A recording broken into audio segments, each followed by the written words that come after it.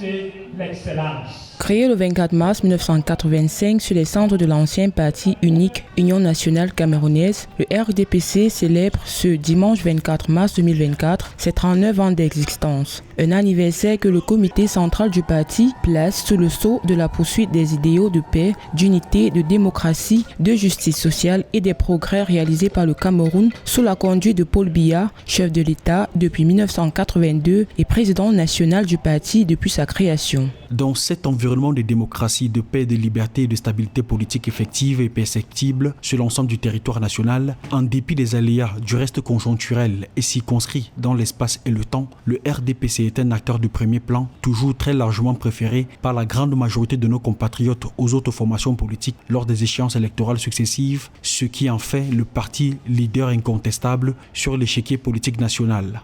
En matière d'ouverture démocratique et de liberté publique, le Cameroun a enregistré une progression dans la création de partis politiques. Depuis le retour du multipartisme en 1990, le nombre de partis légalement créés est passé de 57 en 1991 à près de 370 en décembre 2023. Des statistiques mises sur le compte de la vitalité démocratique du pays et des acquis du président national du RDPC et chef de l'État qui a régulièrement gagné les élections présidentielles depuis 4 décennies. L'opinion publique est attentive sur une éventuelle nouvelle candidature du président Paul Biya en 2025, année de fin de son mandat entamé en 2018. Comme vous savez,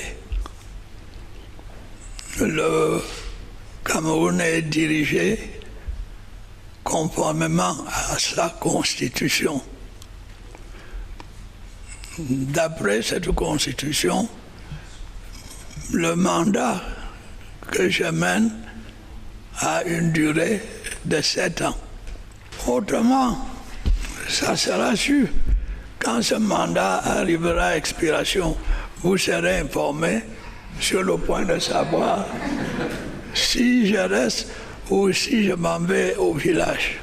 Le RDPC, parti au pouvoir et à travers ses hommes qui occupent des postes de gouvernants, est scruté sur les actions mises en œuvre pour résorber un certain nombre de défis qui se posent actuellement au Cameroun. Au niveau sécuritaire, des exactions de séparatistes et autres bandes armées se poursuivent dans les régions anglophones du nord-ouest et du sud-ouest. Au niveau économique, la population fait face à une inflation galopante qui en janvier 2024 était estimée à 7,2% au-dessus du seuil de 3% fixé par la CEMAC.